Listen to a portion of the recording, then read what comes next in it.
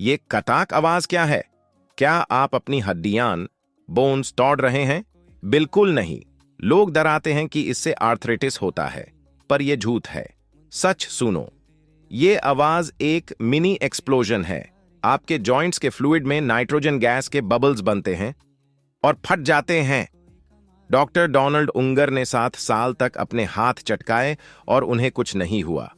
तो दार मत, बिंदास चटकाओ और सेटिस्फैक्शन के लिए सब्सक्राइब करो।